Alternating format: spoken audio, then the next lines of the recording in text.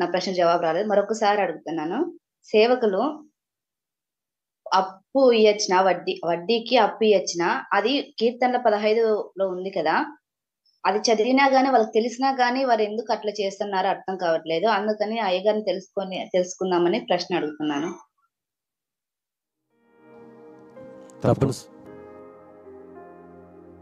తప్పనిసరిగా మీ యొక్క ప్రశ్న తీసుకోవడం జరిగింది. మీరు అడిగినటువంటి ప్రశ్న, మీరు విశ్వాసిగా 15వ కీర్తనలో ఉన్న మాట మీరు గ్రహించారు. మీరు ప్రభు యొక్క బిడ్డగా దేవుని యందు విశ్వాసం ఉంచినటువంటి ఆత్మీయురాలుగా మీకు అర్థమైంది. సేవకులకు అర్థం కాకపోవడం ఏంటి? సేవకులకి ఆ మాత్రం అర్థం కదా. వడ్డీకి ఇవ్వకూడదని ఉంది కదా. అతడు తన ద్రవ్యమును వడ్డీకి ఇయ్యడు అని అన్నాడు. ఎంతమంది వడ్డీ వ్యాపారస్తులే ప్రభుని నమ్ముకున్న తర్వాత వారు వేరే రకాలైన బిజినెస్ లోకి వచ్చేస్తున్నారు. వేరే విధమైన బిజినెస్ పెట్టుకుంటున్నారు. పర్వాలేదు, నో ప్రాబ్లం అని ఎక్కడుంది చెప్పండి? లేదే. 15వ కీర్తనలు అంటాడు, ఆయన పర్వతం మీద, ఆయన పరలోక పట్టణంలో అతనికి అతిథిగా ఉండదగిన వాడెవడు? అంటే ప్రభు యొద్ద మనం ఉండాలి అన్నట్లయితే భూమి మీద ఉన్నప్పుడు ఈ వడ్డీలు ఇవ్వడము, వడ్డీలు తీసుకోవడం అనేటువంటిది, అప్పు ఇచ్చుట తప్పలేదు, అప్పు ఇచ్చేవాడు అన్నాడు. కానీ ఇక్కడేముందో చూద్దాం. చూడండి. యెహోవా నీ గుడారంలో అతిథిగా ఉండదగిన వాడెవడు? నీ పరిశుద్ధ పర్వతం మీద నివసింపదగిన వాడెవడు? అంటే పరిశుద్ధ పర్వతం మీద నివసించాలనుకున్నట్లయితే, దేవుని గుడారం అంటే ఏంటి? పరలోక పట్టణం. పరలోక పట్టణంలో ఉండదగిన వాడెవడు? ఎవరుంటారంటే ఆ పరలోకంలో? నీ పరిశుద్ధ పర్వతం మీద, ఆ పరలోకంలో నివసింపదగిన వాడెవడు అన్నట్లయితే 2వ వచనం అక్కడ కొన్ని అర్హతలు ఇచ్చాడు. ఇలాంటి వారే ఉంటారు, ఇలాంటి వారికి మాత్రం అవకాశం ఉంటుందండి. ఎవరంటే వాళ్ళు యథార్థమైన ప్రవర్తన కలిగి, నీతిని అనుసరించు. నీతి అంటే దేవుని వాక్యం, క్రీస్తునందు విశ్వాసం ఉంచడం. యథార్థమైన ప్రవర్తన అంటే మారు మనసు పొంది భయభక్తి కలిగి జీవించడం. హృదయపూర్వకంగా నిజము పలుకువాడే. హృదయపూర్వకంగా నిజం పలకాలి, పై నిజాలు కాదు, పెదవుల నుండి వచ్చే మాటలు కాదు. తర్వాత 3వ వచనం, అట్టివాడు నాలుగుతో కొండెములాడడు.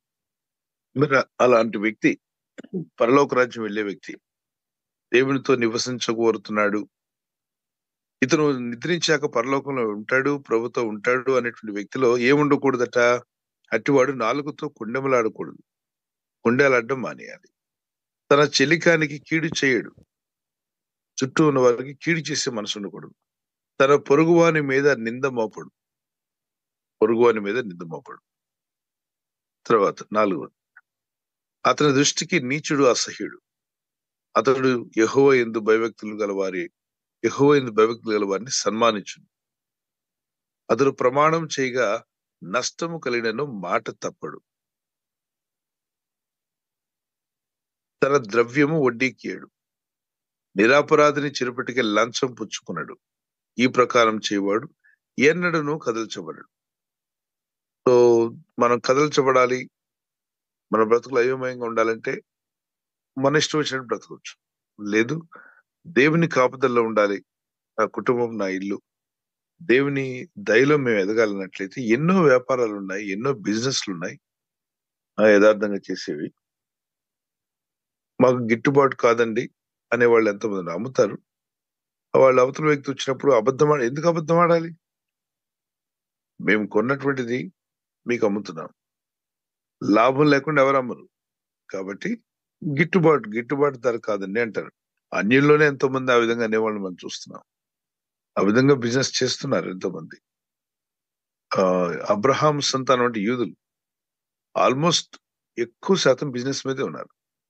అమెరికాని శాసించే వాళ్ళు యూదులే. మరి ప్రపంచవ్యాప్తంగా యూదుల్లో చాలా మంది బిజినెస్ పీపుల్ ఉన్నారు.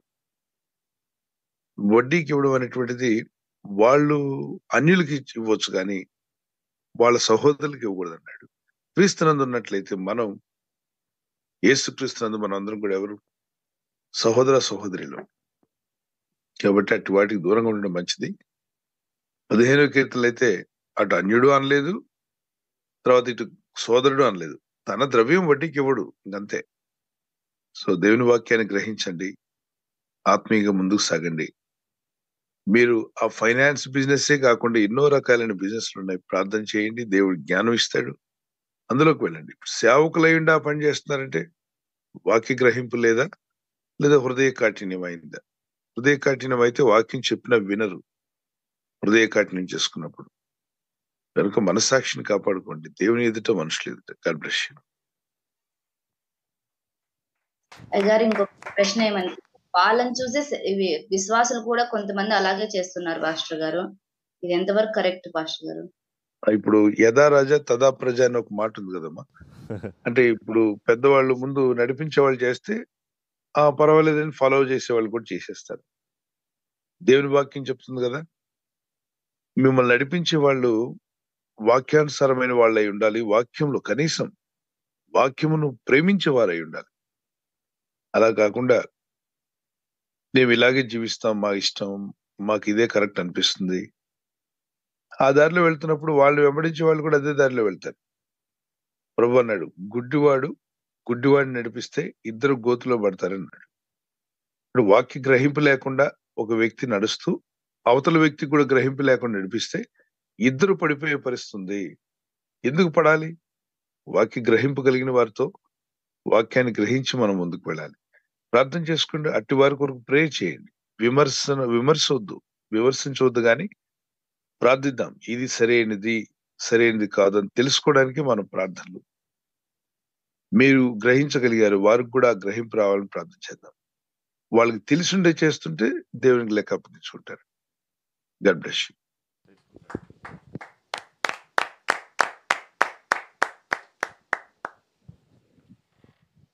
థ్యాంక్ యూ పాస్టర్ గారు. తర్వాత ప్రశ్న భారతి గారు తిరుపతి నుంచి ఈ విధంగా అడుగుతున్నారండి. మత్తయి సువార్త 15వ అధ్యాయము 24వ వాక్య ప్రకారం యేసు ప్రభువారు ఇజ్రాయేలుల మీద ఎందుకు కనికరం చూపించవలసి వచ్చింది అని అడుగుతున్నారండి.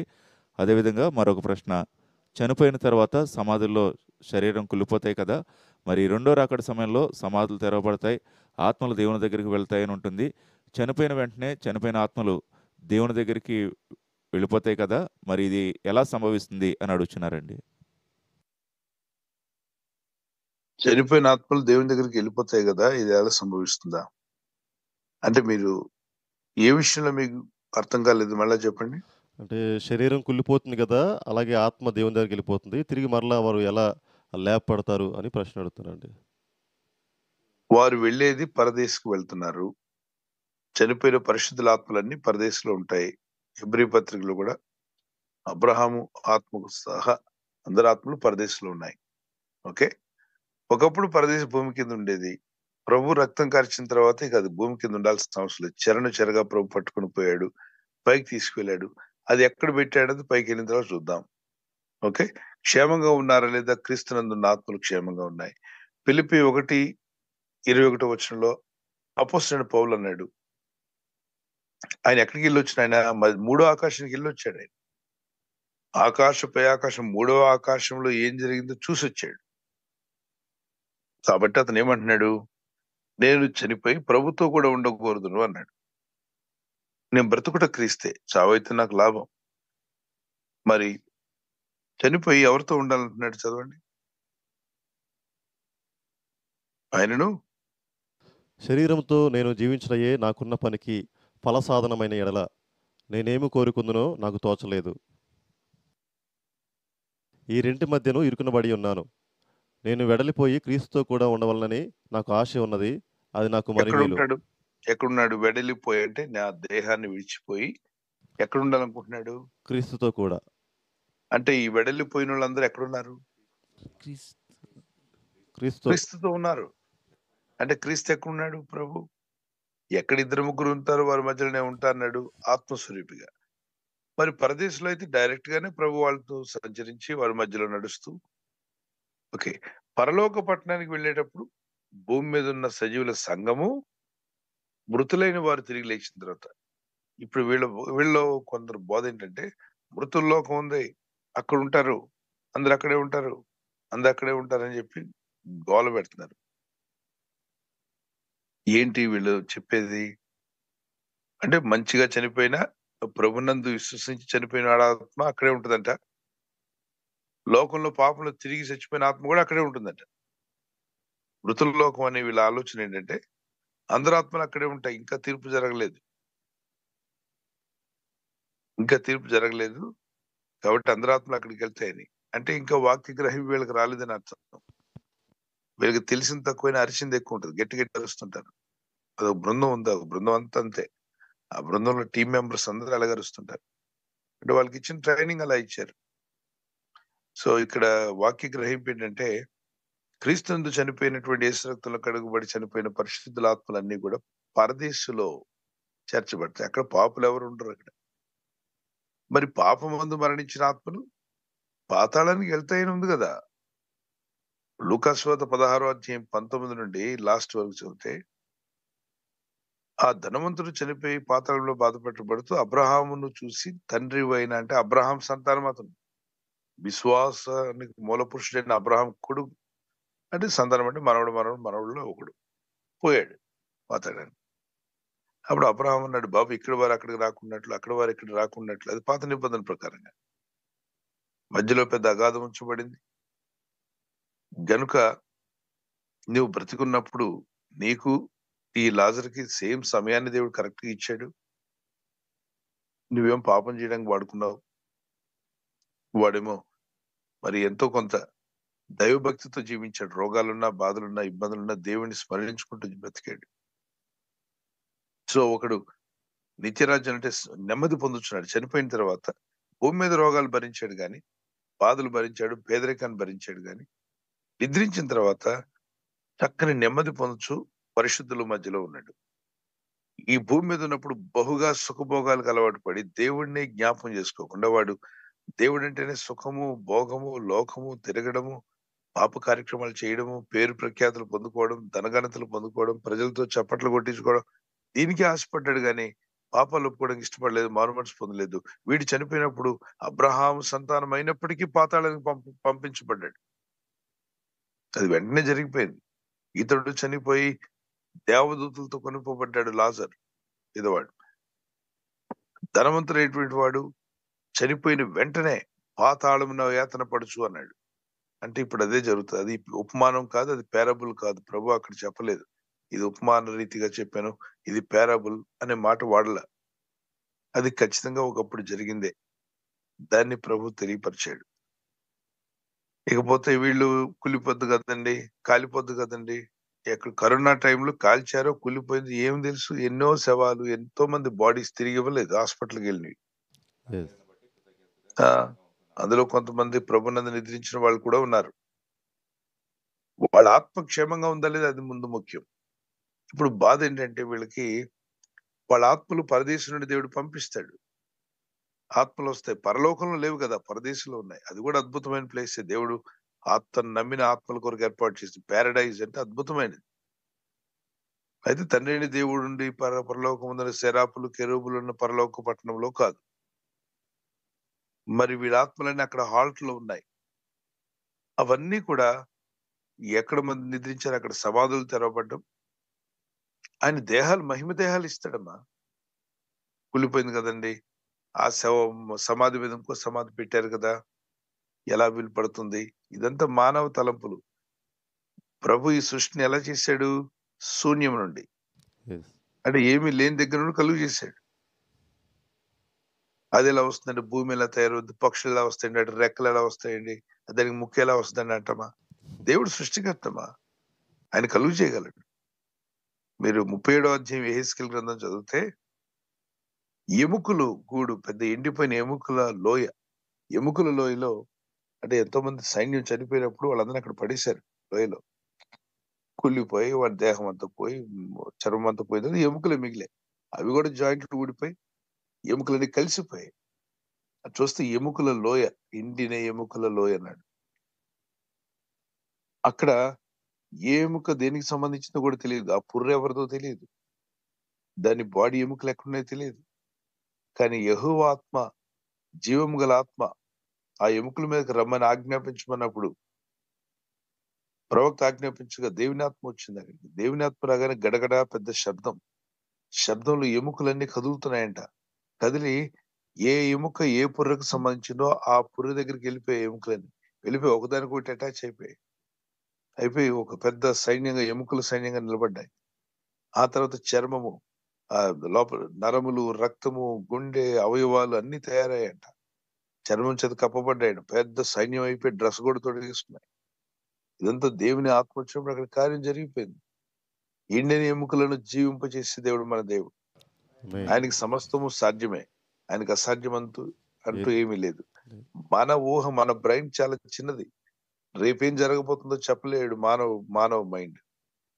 సైంటిస్టులు గాని వీళ్ళందరూ కూడా వాతావరణం అంచనా వేస్తున్నారు కానీ ఖచ్చితంగా రేపు నీకేం జరుగుతుందో చెప్పు బ్రదర్ అంటే చెప్పలేడు. అతను చనిపోతాడో, అతను ప్రాణంతో ఉంటాడో పోతాడో తెలియదు. అంటే మానవ బ్రెయిన్ నెక్స్ట్ డే ఏం జరగబోతుందో కూడా చెప్పలేని స్థితి. ఎంతో మంది చెప్పారు కదా, రేపు మేము వస్తామని రాకుండానే పోయారు. రేపు అది కంప్లీట్ చేస్తానని చెప్పిన వ్యక్తి కంప్లీట్ చేయకుండానే వెళ్ళిపోయారు. భూమి మీద దేవుని దయతో బతుకుతున్న మనుషులు కనుక మన బ్రెయిన్ కి అన్ని అర్థం కావు, కొంతవరకు అర్థం అవుతాయి. ఈ విషయం ప్రసంగిలో అంటాడు, దేవుడు చేయు ప్రతి కార్యమును గ్రహించుటకు మానవుకు ఉన్నటువంటి తెలివి సరిపోదంట. ప్రసంగి 7వ అధ్యాయం తీసుకునండి.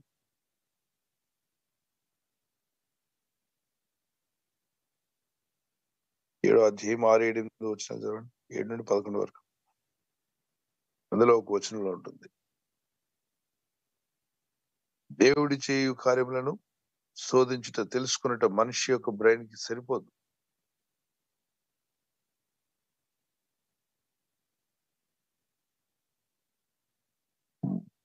ఏడో అధ్యాయంలో మీరు చూడొచ్చు, 3వ అధ్యాయంలో కూడా మీరు చూడొచ్చు.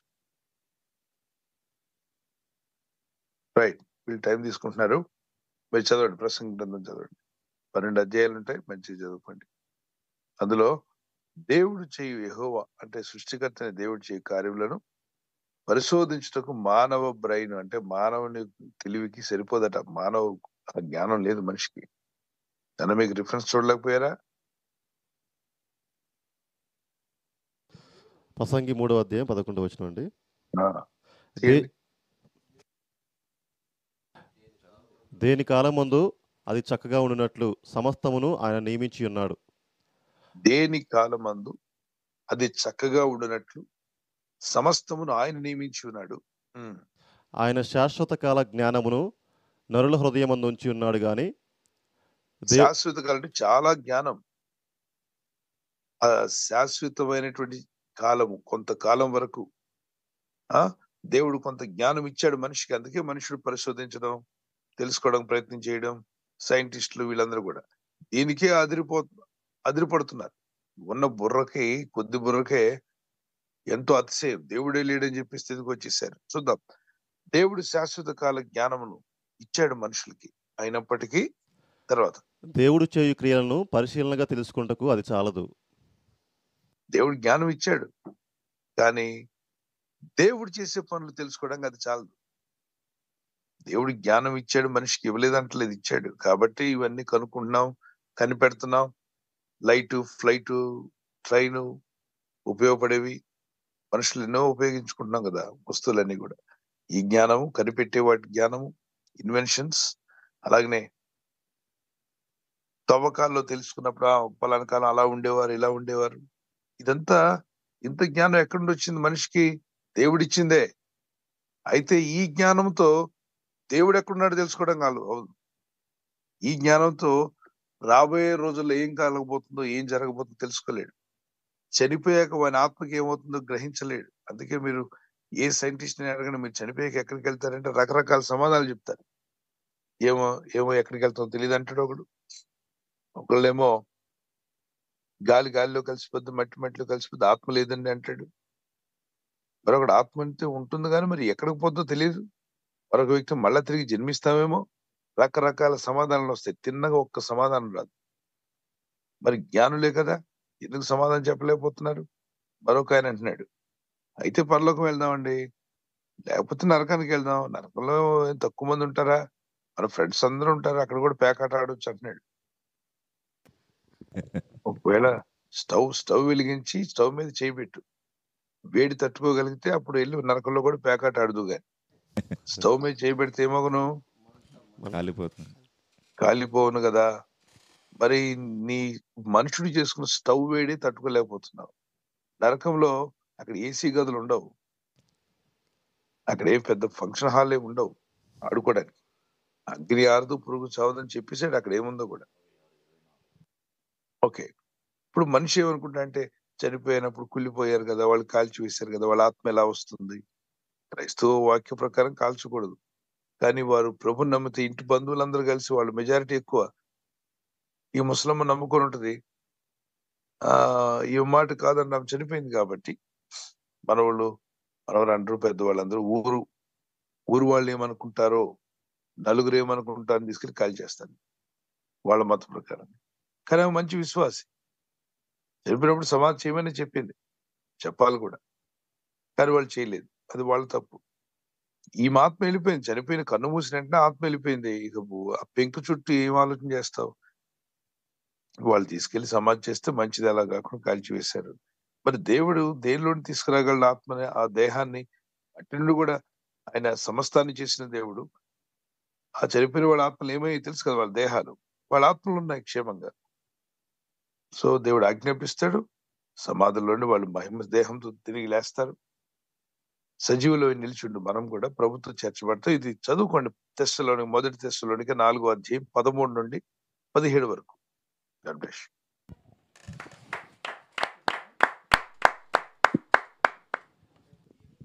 అదేవిధంగా మరొక ప్రశ్న కూడా అడుగుతున్నారండి. మత్తయి సువార్త 15వ అధ్యాయము 24వ వచనం వాక్య ప్రకారం యేసు ప్రభు వారు ఇజ్రాయేలీయుల మీద ఎందుకు కనికరం చూపించవలసి వచ్చిందని అడుగుతున్నారండి. ఈ ఇజ్రాయేలు యొక్క తాత ఎవరమ్మా? మొట్టమొదటి వాడు అబ్రహాం కదా. అబ్రహాం దేవునితో ఏం చేసుకున్నాడు? నిబంధన చేసుకున్నాడు. మన తాతలు ఎవరు చేసుకోలేదే దేవునితో నిబంధన. అది ప్రాబ్లం. నిబంధన చేసుకున్న వాడికి దేవుడు నిబంధన మారడు కదా. ఆయన చేసిన నిబంధనను జ్ఞాపకం చేసుకుంటాడు. ఇజ్రాయెల్ మీద ఎక్కువ ప్రేమ, ఇజ్రాయెల్ మీద ఎక్కువ చిన్నగా అర్థం చేసుకోండి అందరూ. ఇప్పుడు పిల్లలు ఉన్నారు స్కూల్లో, టీచర్ ఉన్నాడు. అప్పుడు ఊరోళ్ళందరూ కలిసి గొడవ పడతారండి, ఆయన ఎందుకు టీచర్ అవ్వాలి, ఆయన ఎందుకు టీచర్ అవ్వాలి, మా నాన్న టీచర్ అవ్వకూడదు అంటారా మీరు? లేదండి. అరే అతను టీచర్ అవ్వడం వల్ల 10 మందికి ఏం చెప్పాడు?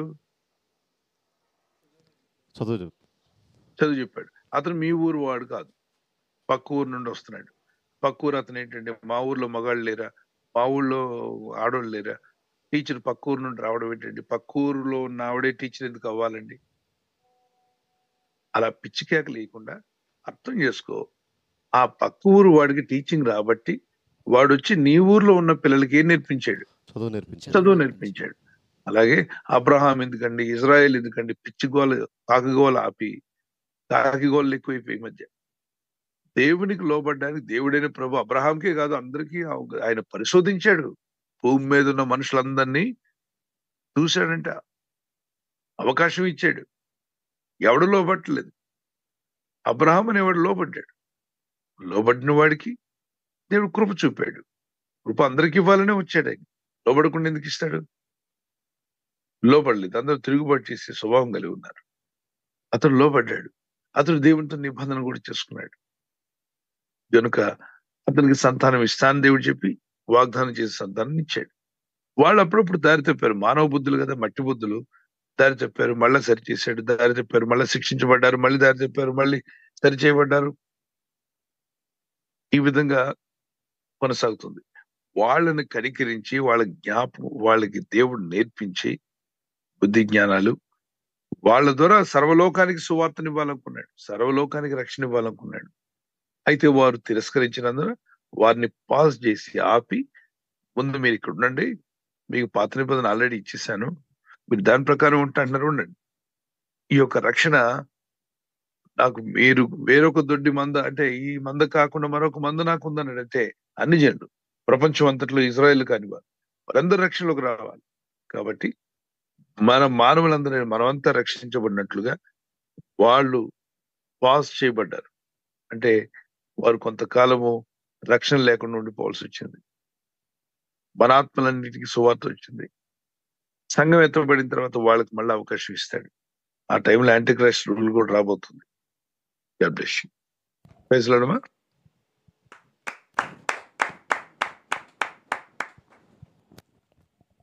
థ్యాంక్ యూ పాస్టర్ గారు. తర్వాత ప్రశ్న సిస్టర్ రూత్ గారు అండమాన్ నుంచి అడుగుతున్నారండి. దేవుడు నా జీవితంలో చేసినటువంటి మేలును బట్టి కృతజ్ఞతగా 1 సంవత్సరం ఉపవాసం ఉండాలి అని శుక్రవారం 3 రోజులు ఉపవాస ప్రార్థనలు ఈ విధంగా ఉపవాసం ఉంటున్నాను. వీటిని మా చుట్టుపక్కల ఉన్న అన్యులు గమనిస్తూ ఇవన్నీ కూడా అన్యుల ఆచార ప్రకారం వచ్చాయి అంటున్నారు. వారికి ఏ విధంగా సమాధానం చెప్పాలని ప్రశ్న అడుగుతారు. ఏవి అన్యుల ఆచార ప్రకారం వచ్చాయంట? ఉపవాసం ఉంటామండి. వాళ్ళ మొహం వాళ్ళకి ఏం తెలుసు? ఉపవాసం ఉండడం అనేది యేసు ప్రభువారు ఉపవాసం ఉన్నారు 2000 సంవత్సరాల క్రితం. అంటే అన్ని జనులను చూసి ఉన్నాడు ఆయన. మరి 3000 సంవత్సరాల క్రితం మనం చూస్తే ఉపవాసాలు ఉన్నట్టుగా బైబిల్లో ఉంది. ఓకే, ఆ దావీదు ఉపవాసం ఉన్నాడు. మరి నెహెమియా, ఎజ్రా గ్రంథంలో వారు ఉపవాసం ఉన్నట్టుంది. వీళ్ళందరూ కూడా వీళ్ళని చూసి వాళ్ళని చూసి ఉంటారు. దేవుడు ప్రభు సృష్టికర్త అయిన దేవుడు అమ్మా. ఆయన రాయించాడు. 4000 సంవత్సరాల క్రితం పరిశుద్ధ గ్రంథం ఉందని రుజువు అయింది. ఈ బుక్ ఉందని రుజువు లేకుండా 1,00,000 సంవత్సరాల క్రితం మా పుస్తకాలు ఉన్నాయి. 2,000 లక్షల 2 లక్షల వందల లక్షల సంవత్సరాల క్రితం ఉందని సైంటిఫిక్ ఎక్కడ రుజువు కానివన్నీ మాట్లాడుతున్నారు చాలా మంది. రుజువైనటువంటి గ్రంథము, అది సైంటిఫిక్ గా ప్రూఫ్ అయింది. మరి ఈ పరిశుద్ధ గ్రంథంలో ఎంతో మంది ఉపవాసం ఉన్నారు. ప్రభు అయిన దేవుడే కదా ఉపవాసం ఉండటం గురించి మాట్లాడాడు. మరి మా ఆచారమైన వాళ్ళంటి వాళ్ళు కూడా ఉంటున్నారు. ఏమో వాళ్ళు ఒకవేళ దేని వల్ల ప్రేరేపించబడ్డారు అని ఆలోచన చేస్తే హెబ్రీ మరి 17వ అధ్యాయం అపోస్తుల కార్యాల్లో 28వ వచనాలు చదువుతుండగా 20 నుండి 28వ వచనం వరకు, మీ కవీశ్వరుల్లో కొందరు దేవుడు ఈ లోకానికి రాబోతున్నాడని, రక్షకుడైన దేవుడు మానవుడి కోసం ఉన్నాడని వాళ్ళతో కూడా రాయించాడంట కొన్ని విషయాలు అని ఉంటుంది. సో ఇక్కడ కాపీ అనేది ఎక్కడుండో జరుగుతుంది. ఎక్కడ ఆది నుండే జరుగుతుంది కాపీ. ఒరిజినల్ ఉంటే ఏముంటుంది చెప్పండి? కాపీ కూడా ఉంటుంది కదా. ఒరిజినల్ గోల్డ్ ఉంటే నకిలీ ఉంటుంది కదా, రోల్ గోల్డ్ ఉంది కదా. రియల్ గోల్డ్ ఉంది కాబట్టి రోల్ గోల్డ్ వచ్చింది. మరి ఏదైనా సత్యం ఉండబట్టి అసత్యం తయారవుతుంది. నిజం ఉంది కాబట్టి అబద్ధం తయారైంది. అంటే అబద్ధము నిజము నుండి రాలేదు, దానికి వ్యతిరేకంగా తయారైంది. అలాగే సత్యదేవుడు ఉన్నాడు, ఆయన చెప్పాడు కనుక దానిని కాపీగా తీసుకున్నటువంటి అంధకార శక్తులు ఎన్నో ఉన్నాయి ప్రపంచంలో. వాటి కొరకు ఉపయోగించుకున్నాయి. మీరు నిజదేవుని కొరకు మీరు ఉపాసం ఉంటే నేను ప్రజలను మోసగించి వాళ్ళందరూ నా కోసం ఉపాసం ఉంచుకునేలా చేస్తా అన్నాడు. సో ఇది గ్రహించాలి. అందరి కోసం ప్రార్థన చేద్దాం, కానీ ఇది వాళ్ళ ఆచారం కాదు. వాళ్ళు అనుకుంటున్నారు మాదే కాపీ చేశారు. ఒక ఆయన అంటున్నాడు, అబ్రహాం అంటే ఎవరో కాదు, మేము సేవిస్తున్న దేవుడే అని చెప్పి అన్నాడు. అది ఆయనకి ఏం అర్థమైందో ఏమో తెలియదు. ఆయన సేవిస్తున్న దేవుడేనంట అబ్రహాం. మనం సేవించాం అబ్రహాంని మేము సేవించాం, మొక్కం కూడా. మనము అబ్రహాంని ఏమంటాం? ఒక మనుషుడే అతను. కానీ దేవుని యందు విశ్వాసం ఉంచి నమ్మిక గురించి దేవునితో నిబంధన చేసుకున్నాడు. ఓకే, రకరకాల మనుషులు రకరకాలుగా మాట్లాడుతారు నాన్న. అయితే మీరు చెప్పండి, ఆత్మతో సత్యంతో మేము ఆరాధిస్తాం, మీరు కూడా ఆత్మతో సత్యంతో ఆరాధించమని చెప్పండి.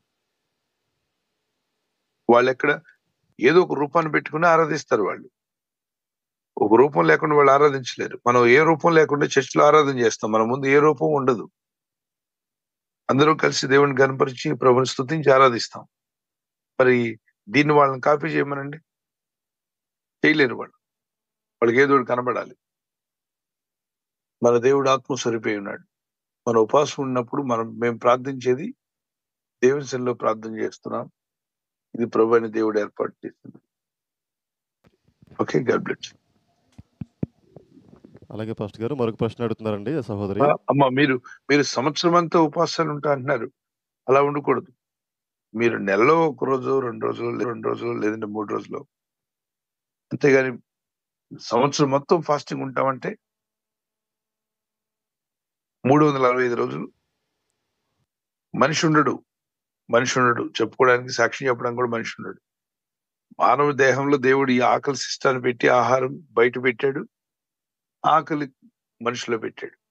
ఆకలి వస్తుంది, బయట ఉన్న అనేక కూరగాయల్లో కావచ్చు, వెజిటేరియన్లో మరి దేవుడైన ప్రభు రకరకాలైన విటమిన్స్ పెట్టాడు. వైటమిన్స్ అవన్నీ మనిషి బాడీకి అవసరమైనవి. తినకుండా మానేసి కూర్చుంటే దేవునికి ఇష్టం అని అనుకోకండి. కొన్ని సందర్భాల్లో పర్టికులర్ గా కొన్ని విషయాలు ఉన్నప్పుడు ఎస్తేరు గ్రంథం చదవండి. ఉపవాసం ఉండి ప్రార్థన చేశారు, ఒక రీజన్. ఇప్పుడు మీరు దేవుని ఎద్దుకు వచ్చి, ప్రభా ఈ సమస్య తీసేస్తే నేను సంవత్సరంతో ఉపవాసం ఉంటాను ప్రభా, అట్లా అనకూడదు. ఎందుకంటే ఉపవాసం అంటే ఆయనకి ఆనందం అనుకున్నారా? ఉపవసించడం అనేది దేవుని సంతోషం అనుకుంటున్నారా? కాదు కాదు. ఉపవసించి ప్రార్థిస్తున్నప్పుడు మీరు మీ ఆత్మీయ స్థితిని, మీ ఆలోచించే విధానాన్ని, మీ భక్తిలో దేవునితో గడపడానికి, మీరు మారడానికి ఉపయోగపడుతుంది అంతే. దానివల్ల దేవుడు ఏదో ఆనందపడతాడు అనుకోకండి. ఆయన పిల్లలు మనం. మీ బాబు పాప ఒకవేళ నాన్న నాకు ఈ 10,000 ఇస్తే నేను సంవత్సరం రోజులు భోంచేయను నాన్న అంటే, నాన్న ఏం చేస్తాడు? అమ్మ ఏం చేస్తుంది? భోంచేయవా? అయితే నీకు ఇవ్వను అని చెప్పంటారు. అప్పుడప్పుడు అదే పిల్లలు పేచి పెట్టి తినకుండా ఉంటే నాన్న వచ్చి అడుగుతాడు, ఎందుకు తినలేదు బాబు అని. ఏమనండి, నిన్నటి నుండి తినట్లేదు. ఏంటి కారణం? వాడికి ఏదో అది కొనివ్వాలంట, ఆ బుక్స్ కావాలంట వాడికి. అందుకే ఉన్నాయంటే నాన్న పనులన్నీ పక్కన పెట్టి ఆ బుక్స్ కొనిస్తాడు. ఎందుకని? బిడ్డ ఆరోగ్యంగా ఉండాలి, తినాలి. తినకుండా ఉన్నప్పుడు వాడి యొక్క అవసరం ఏంటి తెలుసుకుని ఇస్తాడు. కానీ అదే దురాశ కొరకు ఉన్నాడు అనుకోండి, ఎందుకు తింటలేదంటే స్కూల్ అంటే వాడికి ఇష్టం లేదంట, వాడు చదవడంట, అందుకే ఉపవాసం ఉన్నాడంటే కర్ర పట్టుకుంటాడు, పరిగెత్తిస్తాడు స్కూల్కి. సో ఇక్కడ తల్లి బిడ్డల మధ్యలో ఉన్న బంధం లాంటిది, తండ్రి బిడ్డల మధ్యలో.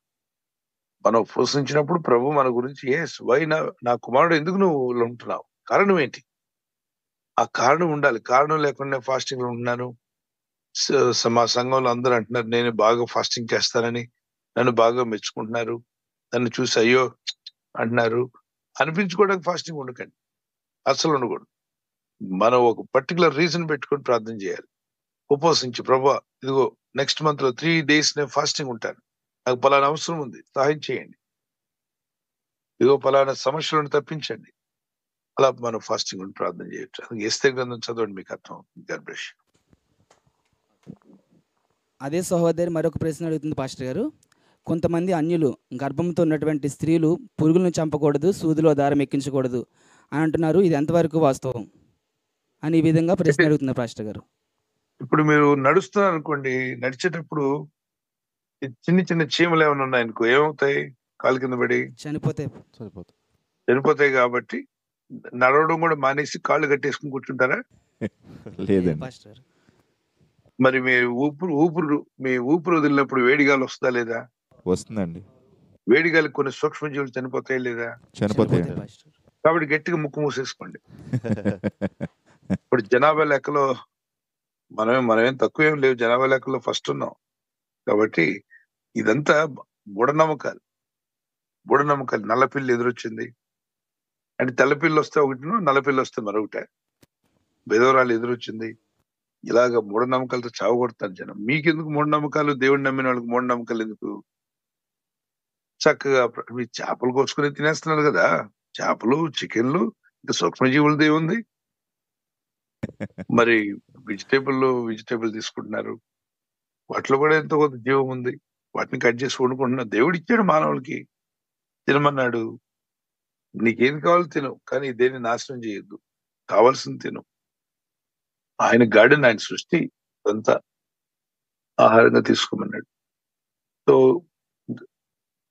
ఇప్పుడు ఏదైనా సూది దారంతో కుట్టేవాళ్ళు చనిపోతాయి, కుట్టకూడదు. ఇవన్నీ పక్కన పెట్టి సీరియల్ చూడకూడదు, సీరియల్ ఆపేయండి, బాగా బైబిల్ చదవండి. సినిమాలు ఆపండి, బైబిల్ చదవండి, దేవుని స్తుతించండి, దేవుని గణపరచండి, దేవుని సన్నిధిలో పాటలు పాడండి, ప్రభుని మహింపరచండి. ఇక అన్ని జనుల్లో ఎన్ని మూఢనమ్మకాలు లేవు చెప్పండి? ప్రతి ఇది మూఢనమ్మకం. బల్లి పడితే ఒకటి, ప్రతి దానికి ఉలిక్కి పడేవాడు ఉంటారు. అవన్నీ మీరు నమ్మితే మూఢనమ్మకాలకి జీవితం ముందుకు వెళ్దు. ఏంటి, మన గ్రహాల టైంలో బయటకు వెళ్ళొద్దు అంటారు, సూర్యగ్రహణం చాలా జాగ్రత్త అంటారు, ఇంకేదో గ్రహణం చంద్రగ్రహణం అంటారు. అలా పుడతారు పిల్లలు, ఎలా పుడతారండి? ప్రతి దానికి భయపడతారు. మా ఇర్మియా గ్రంథం 10వ అధ్యాయంలో, ఇర్మియా 10, 1-2 వచనాల్లో, జనములు భయపడు వాటికి మీరు భయపడకండి. జనములు ఆకాశమందు కనబడు చిహ్నములకు భయపడతారు. మీరు వాటికి మీరు వాటికి భయపడనక్కర్లేదు అన్నట్టు. చూడండి, యెహోవా సెలవిచ్చినదేమనగా అన్ని జనములు ఆచారములు అభ్యసింపకుడి. అన్ని జనముల ఆచారములు అభ్యసింపకుడి. ఆకాశమందు అగుపడు చిహ్నములకు జనములు భయపడను, అయితే మీరు వాటికి భయపడకుడి. మనం భయపడకూడదంట. వాళ్ళు భయపడతారు, మీరు భయపడకూడదు అన్నట్టు. సూర్యధారం ఉంటే ఏదైనా కుట్టాలంటే కుట్టండి, నో ప్రాబ్లం. ప్రభు స్తుతించండి, ప్రార్థనలో ఉండండి, భక్తి కలిగి ఉండండి, కింద చూసి నడవండి, ఆత్మీయంగా ముందుకు వెళ్ళండి. బైకుల మీద వెళ్తున్నప్పుడు రోడ్లన్నీ కూడా అయోమయంగా ఉన్నాయి, ఎక్కడ చూసినా గోతులే. గర్భిణీ స్త్రీ అలాంటి బైకుల మీద తీసుకెళ్లొద్దు. మంచి కారులో ప్రయాణం చేసేలాగా ఏర్పాటు చేసుకునేది. కుదుపులు ఉంటాయి కనుక డ్రైవర్ తో కూడా చెప్పండి నెమ్మదిగా డ్రైవ్ చేయమని. అవి కనీసం మనిషికి ఉండాల్సినటువంటి జాగ్రత్తలు. God bless you.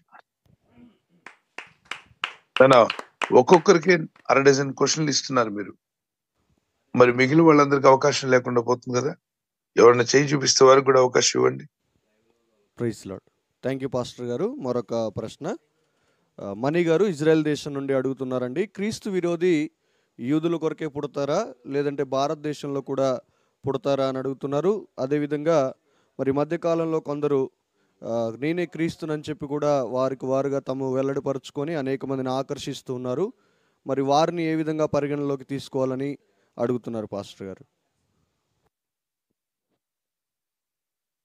నేనే క్రీస్తునని చెప్పిన ప్రతి ఒక్కళ్ళు దొంగ, వాళ్ళు అబద్ధ క్రీస్తులు. ఆ మెయిన్ యాంటా క్రైస్ట్ కాదు వాళ్ళు. వీళ్ళలో కొంతమంది పిచ్చబట్టింది. అంటే చూడండి, వాళ్ళ మాటల్లో మీకు అర్థమైపోద్ది, మెంటల్లీ డిసార్డర్. వాళ్ళ మైండ్ లో ఎక్కడో తేడా వచ్చింది, ఎక్కువగా ఆలోచించుకుంటూ పోతారు. భక్తులే కొందరు నేను మెంటల్ హాస్పిటల్లో చూశాను. అరే ఇంత మంచి భక్తులు మెంటల్ హాస్పిటల్కి ఎందుకు వెళ్ళాడు చెప్పండి? నేను గాబ్రియల్ దూతను అంటున్నాడు. నువ్వు ఎప్పుడైపోయావు దూతని నేను అడిగా. అసలు వీడికి అప్పుడు స్టార్ట్ కాల. ఓ 10 ఏళ్ల క్రితమే ఇతను తను తాను హెచ్చించుకోవడం స్టార్ట్ చేశాడు. ఎవరో చెప్పారంట ప్రవచనం, అయ్యా ఈ ఊరంతట్లో నిన్నే దేవుడు ఏర్పరచుకున్నాడయ్యా, మిగిలిన వాళ్ళందరూ దేవుని దృష్టికి సరిగా లేరయ్యా, నువ్వు ఒక్కడే సరిగ్గా ఉన్నావయ్యా, నీ మీదే దేవుని కృప ఉందయ్యా, నీ మీదే అభిషేకం ఉందయ్యా, నువ్వంటేనే ప్రత్యేకమైన, అసలు నీ మీద ఉన్న అభిషేకం ఎవరికి ఉండదయ్యా, నువ్వు నిలబడితే ప్రపంచం అంతా పడిపోద్దయ్యా, ఏదో పిచ్చి పిచ్చి ప్రవచనాలని చెప్పారు. ఆ ప్రవచనాలు నమ్ముకున్నాడు. 10 years బ్యాక్ స్టార్ట్ అయింది. అక్కడి నుండి ఎవరితోనూ కలవడు, వాళ్ళ సంఘాన్ని ఎవరి దగ్గరికి వెళ్ళనివ్వడు. తన దగ్గరకు వచ్చే ఆ 30 ఆత్మలో ఆ 100 ఆత్మలకి ఈయనే ఏదో గొప్ప దేవునికి సమీపస్తులు అన్నట్టు, దేవుని రహస్యాలు నేను ఒక్కడికే తెలిసినట్టు, మరి ఈ నేటి అపోస్తులు అంటే ఈయన అన్నట్టుగా ఊహాలోకంలోకి వెళ్ళిపోయాడు. దాన్ని ట్రాన్స్ లోకి వెళ్ళడం అంటారు ఇంగ్లీష్ లో. సో ఊహాలోకంలో సంచరించడం ప్రారంభించాడు. అది పెరిగి పెరిగి మానసిక రోగంగా మారింది. గనుక ఇంకక్కడి నుండి ఆ ఊహల్లో ఎంత దూరం వెళ్ళిపోయాడంటే, అతనికి మించిన వాడు ఎవరు లేరు, అతను ఒక దూత లాంటి వాడు, నేను ఒక దూతని. ఆ తర్వాత గాబ్రియల్ దూత అయిపోయాడు. తర్వాత కాలంలో ఈ మధ్య క్రీస్తు అయిపోయాడు. అంటే చూసారా, పిచ్చి ముదిరి వెర్రిగా మారిందని. బైబిల్ ఉంటది వెర్రివారు అని, బుద్ధిహీనులు అని. ఇలాంటి స్థితిలోకి వెళ్తున్న స్త్రీలు ఉన్నారు, పురుషులు ఉన్నారు. అంటే తమ గురించి తాము విపరీతంగా హెచ్చించుకుంటారు. రక్షించిన దేవుడు హెచ్చించుకోవడానికి కాదు, తగ్గించుకోమన్నాడు. ఎప్పుడైతే నీ పొరుగు వారి కంటే నేను గొప్ప, నేను ప్రత్యేకం, నేను చాలా ఐఎమ్ సో గ్రేట్, అంటే గొప్ప వాళ్ళము, మాకు మించిన వాళ్ళు లేరు, స్పెషల్ గా దేవుడు మమ్మల్నే ప్రేమిస్తున్నాడు, నోవా కుటుంబం లాగా మా 8 మంది వెళ్తాం పరలోక రాజ్యం, ఇంకెవరు వెళ్ళరు. దీన్ని మూర్ఖత్వం అంటారు, వెర్రితనం అంటారు, పిచ్చిలో పిహెచ్డి అంటారు. ఇంకంతకంటే ఇంక వేరే మాటలు నాకు లేవు. సో ఇలాంటి వాళ్ళందరూ వెర్రి మాటలు మాట్లాడతారు. ఎందుకంటే వాళ్ళు అతిశయించి అదొక విధమైన భ్రమపరిచే ఆత్మలోకి వెళ్ళిపోయారు. భ్రమపరిచే ఆత్మ. ఆ భ్రమపరిచే ఆత్మలో ఉన్న వాడు ఎన్ని అబద్ధాలు, ఎన్ని తప్పులు చెప్పినా అది నిజం అనుకుంటూనే ఉంటాడు. వాళ్ళ ఫాలోవర్స్ కూడా అదే నమ్ముతారు. అలాంటప్పుడే ఈవిల్ స్పిరిట్స్ క్యాచ్ చేస్తే వాళ్ళ మనసుల్ని, హృదయాలను మోసగించేస్తాయి. ఎంత జాగ్రత్తగా ఉండాలి ప్రతి ఒక్కళ్ళు.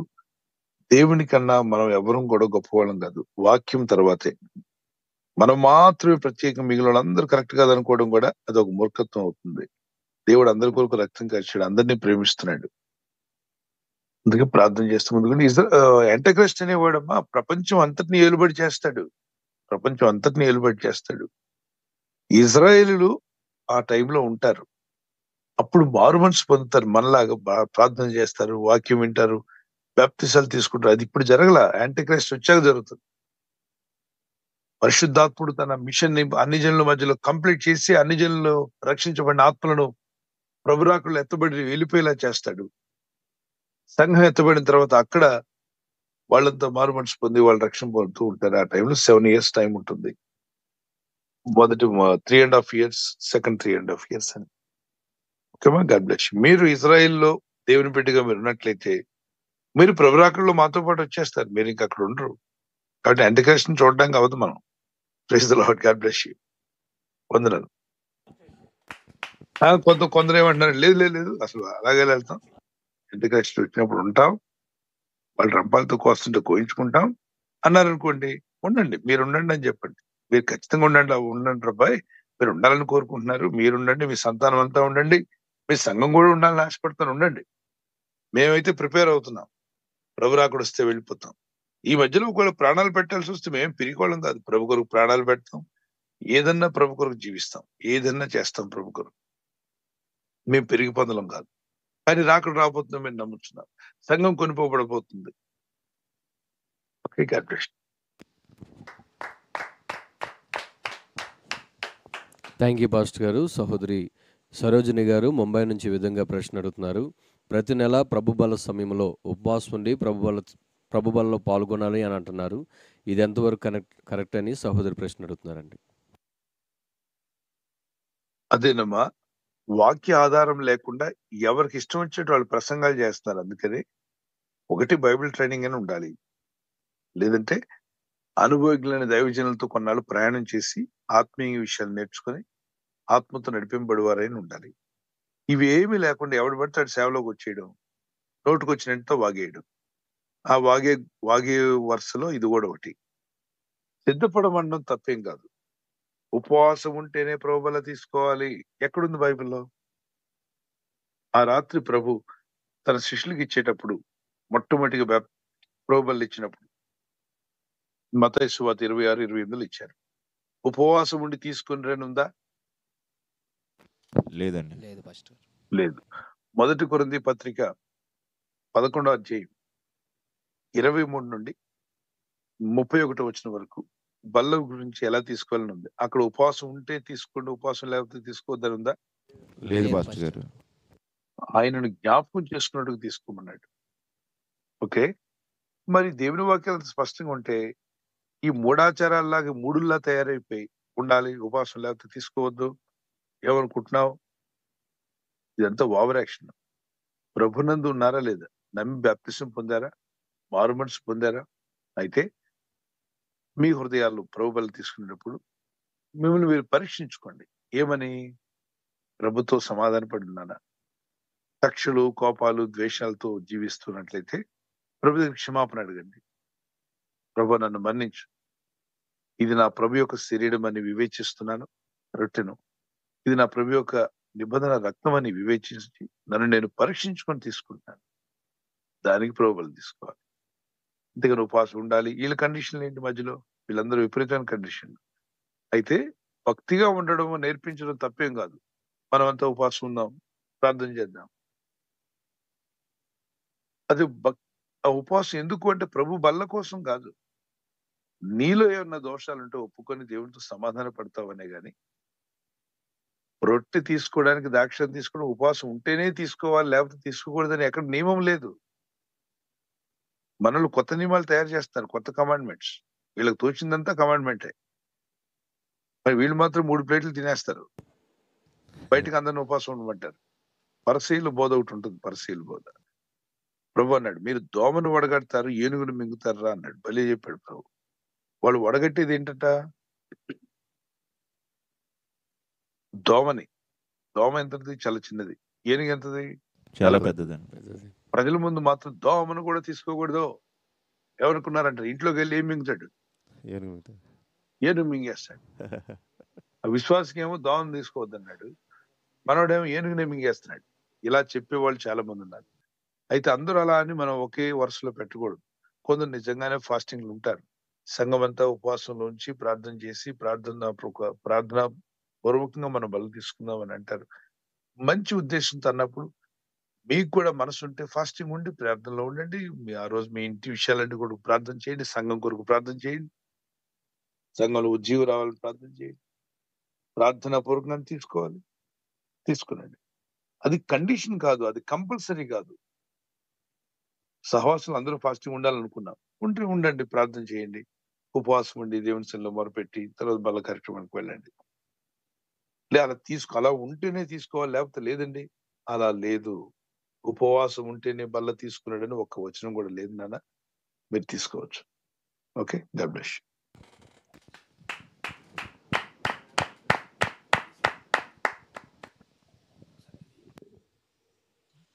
థ్యాంక్ యూ పాస్టర్ గారు. తర్వాత ప్రశ్న వెంకటేష్ గారు హైదరాబాద్ నుంచి ఈ విధంగా అడుగుతున్నారండి. యోబు గ్రంథం 1వ అధ్యాయం 21వ వచనం వాక్య ప్రకారం దేవుడిచ్చినది దేవుడే మరలా తీసేసుకుంటాడా అని ప్రశ్న అడుగుతున్నారండి.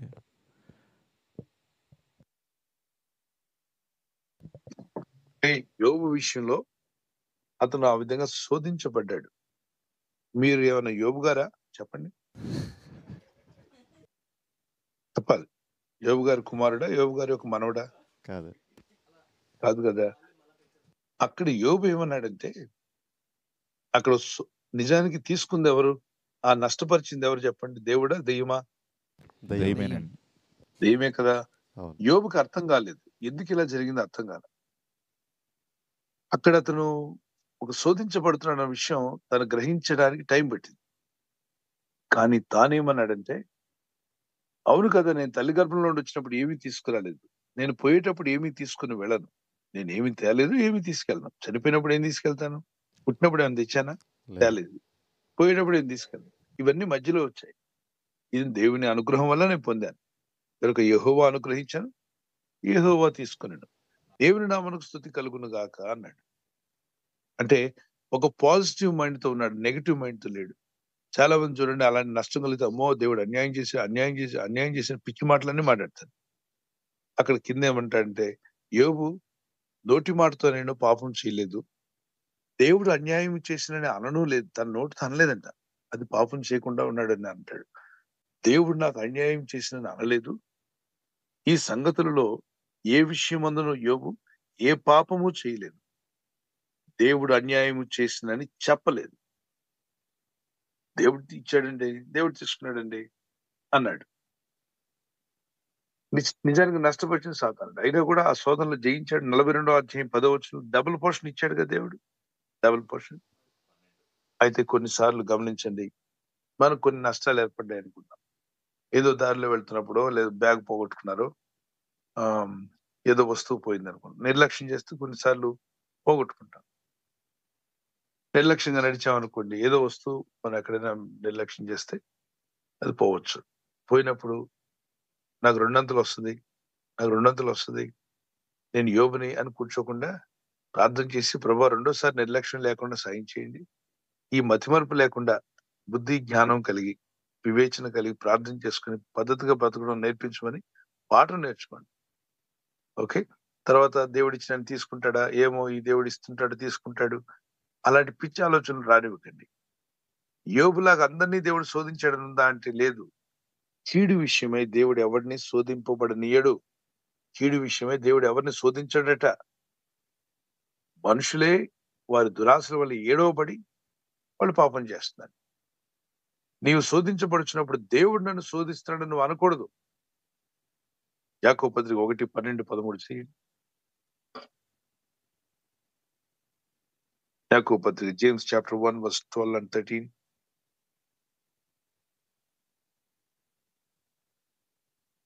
జేమ్స్ 1:12 అన్న. శోధన సహించువాడు ధన్యుడు, అతడు శోధనకు నిలిచిన వాడై ప్రభు తన్ను ప్రేమించు వారికి వాగ్దానం చేసిన జీవకిరీటము పొందును. తర్వాత దేవుడు కీడు విషయమై బడనేరడు. ఆయన ఎవరిని శోధింపడు గనుక ఎవడైనను శోధింపబడినప్పుడు నేను దేవుని చేత శోధింపబడుచున్నానని అనకూడదు. అనకూడదు. దేవుడు అన్యాయం చేశాడు అనకూడదు. దేవుడు నన్ను శోధిస్తున్నాడు అనకూడదు. ఈ మధ్య కొంతమంది ఏదో అనారోగ్యం వచ్చింది, బలహీనతంగా ఉంది. ఏంటి బ్రదర్ అంటే, దేవుడు నాకు ముళ్ళు పెట్టాడు బ్రదర్, దేవుడు నాకు ముళ్ళు పెట్టాడు బ్రదర్. ఆహా, ఎందుకు పెట్టాడు? నువ్వేమన్నా మధ్యాకాశానికి వెళ్ళొచ్చావా? మూడో ఆకాశం చూసి వచ్చావా? మూడో ఆకాశం అంటే థర్డ్ హెవెన్కి వెళ్ళొచ్చావా? మరి పౌలు గారికి పెట్టాడు కదండి. అది పౌలు గారికి ఎందుకు పెట్టాడంటే అతిశయ పడకుండా పెట్టాడట. అతిశయం ఎందుకు వస్తుందంటే, ఈ భూమి మీద లేకుండా ఇతని ఆత్మని మూడో ఆకాశం తీసుకెళ్ళి అన్ని చూపించాడు. అప్పుడు భూమి మీదకి దేవుడు, ఒకవేళ మిమ్మల్ని కనుక దేవుడు పరలోకం తీసుకొస్తే మీరు ఏం చేస్తారు చెప్పండి? అందరికి చెప్పుకుంటారు. అబ్బో, అసలు ఎవరినై మీ ఇంటికి మీతో సరిపోల్సిన ఇస్తారా? మీతో కూర్చొని భోజనం చేయడం కూడా అవకాశం ఉండదు. ఆగో, నేను పరలోకంలో వచ్చిన నా పక్కన కూర్చొని తినే అంత అర్హత నీకుందా అంటావు. నేను ప్రభుత్వం ఉన్నాను, కొంచెం దూరంగా ఉండమంటావు. అందరికీ కండిషన్లు పెట్టేస్తావు, హెచ్చించుకుంటావు, గర్విస్తావు. అందుకే అపోస్తలుడైన పౌలుకి గర్వం రాకుండా అతిశయపడి గర్వించిన లూసిఫర్ అనే ఏంజల్ సాతానుగా మారిపోయింది. అలాంటి సాతానులుగా మనం మారుకున్నట్లు అతనికి దేవుడు ఆ విధంగా, ఏ విధంగా పక్కన ముళ్ళు పెట్టాడు. ఎందుకంటే అనేక ప్రత్యక్షతలు ఇచ్చాడు, గొప్ప గొప్ప సంఘాలు కట్టడానికి దేవుడు వాడుకున్నాడు. ఆయన అతిశయపడడానికి అవకాశాలు ఉన్నాయి. ఆ అతిశయం కూడా రాకూడదు నీకు అని చెప్పి ముళ్ళు పెట్టాడు. మనం ఏమి చేసి ఇరగబడ్డామని? ఎన్ని సంఘాలు కట్టారు మీరు? మధ్యాకాశానికి వెళ్ళొచ్చారా? మీకు ప్రత్యక్షతలు ఉన్నాయా? లేనప్పుడు మీకు ముళ్ళు ఎందుకు పెడతాడు దేవుడు? అది ముళ్ళు కాదు నాయన. నువ్వు వెళ్ళి ఒకసారి ప్రార్థన చేయి, ఒక 2 రోజులు ఉపవాసం ఉండు. ఇంకా బాధ పోలేదనుకో, ప్రేరాలు రాసినా పోలేదు, ప్రార్థించినా పోలేదంటే డాక్టర్ దగ్గరికి వెళ్ళి సంప్రదించు. 6 సంవత్సరాలు ఏమో భరించాడు. ఈ సలహా చెప్పిన తర్వాత వెళ్ళి చెక్ చేసుకున్నాడు. పరీక్షించుకుంటే ఆయనకి విటమిన్ లోపం ఉంది. ఆ విటమిన్ లోపానికి వాళ్ళు కొన్ని విటమిన్స్ ఇచ్చారు, వైటమిన్స్ వాడమని, బి కాంప్లెక్స్ లాంటివి. వాడిన తర్వాత అది పోయింది. ఇప్పుడు అడిగితే, పాస్టర్ గారు ఈ విషయం నాకు ముందు తెలుసుంటే బాగుండేది. ఎవరో చెప్పారంట, నీకు ముళ్ళయ్యా, దేవుడు పెట్టిన ముళ్ళయ్యా, నువ్వు భరించాలయ్యా అన్నారంట. ఈ మతి లేని వాళ్ళు మాట్లాడే మాటలన్నీ పట్టుకుంటారు, వాక్యాన్ని సరిగా గ్రహించరు. గ్రహింపలేని పనులన్నీ కూడా అది ముళ్ళు అనుకుని 6 సంవత్సరాలు బాధపడ్డాడు. అది బి కాంప్లెక్స్ ప్రాబ్లం. మనోడు బి కాంప్లెక్స్ వాడింది, అది పోయింది. అది ఇప్పుడు నేను అన్నానని చెప్పి అందరూ బి కాంప్లెక్స్ వాడకండి, ఏ కాంప్లెక్స్ వాడద్దు. దైవ సేవకులు చెప్పారు కాబట్టి ఆ వ్యక్తికి ఆ వైద్యుడు చెప్పిన మాట, సలహా. ప్రార్థించండి, దేవుని మీద ఆధారపడండి, విశ్వాసంతో ఉండండి. ఒకవేళ వైటమిన్ లోపం ఉంటే చెక్ చేసుకోండి. మరొక సహోదరుడు ఎప్పుడు కీళ్ళ నొప్పులు, కాళ్ళ నొప్పులు, బోన్లు నొప్పి నొప్పి అంటుండేవాడు, ఎముకల్లో నొప్పి. ప్రార్థన మీటింగ్స్ అటెండ్ అయ్యాడు, హీలింగ్ ప్రేయర్స్కి వచ్చాడు, మరి అన్ని ప్రార్థనలో పాల్గొంటున్నాడు, అయినా పోవట్లేదన్నాడు. ఎవరో చెప్పారట, అది నీకు దేవుడైన ప్రభు పెట్టిన బలహీనది, ముళ్ళు పెట్టాడు. ముళ్ళు కాదు, పాడు కాదు, వెళ్ళి చెక్ చేసుకోమన్నాడు. డి విటమిన్ చెక్ చేయమంటే డి విటమిన్ చాలా లో ఉంది. చాలా లో అంటే 10 కంటే తక్కువ ఉంది. డి విటమిన్ డాక్టర్ చెప్పి రాసిచ్చాడు. డి విటమిన్ 3 ఏదో ఉంది, D3 విటమిన్. అది వాడడం ప్రారంభించిన తర్వాత ఆ నొప్పులన్నీ పోయాయి. ఇప్పుడు నాకు ఎముకలు నొప్పులు లేవండి అన్నాడు. మరి ముళ్ళు ఎట్లా వచ్చింది? ముళ్ళు కాదు కదా, అది దేవుడు పెట్టిన ముళ్ళు కాదు. ఇలాగ చాలా మంది భ్రమపడుతూ, పొరపాటు పడుతూ, వీళ్ళకి డిసైడ్ అవ్వడం, మధ్యలో కొంతమంది ప్రవచన రూపంలో వచ్చి ఈ ప్రవచన ఆశీర్వాదాలు ఎక్కువైపోయి, నిజమైన ప్రవక్తలు ఎప్పుడు ఆ పని చేయరు, అబద్ధ ప్రవక్తలు ఎక్కువైపోయారు. కొంతమంది నిజమైన విశ్వాసులు అయ్యుండి కూడా పాపం వాళ్ళ మనసులో పుట్టిన దాన్ని ప్రవచనం అనుకుని చెప్పేస్తున్నారు. తొందరపడకండి. మీరు తొందరపడి ఇతరులను తొందర పెట్టద్దు. మీరు కూడా ఎవరో మాటలు నమ్మి మోసపోవద్దు.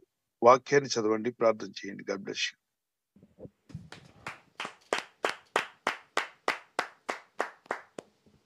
ప్రార్థన చేసుకుందాం. దైవ సేవకులు ప్రార్థన చేస్తారు. ఆశీర్వాదము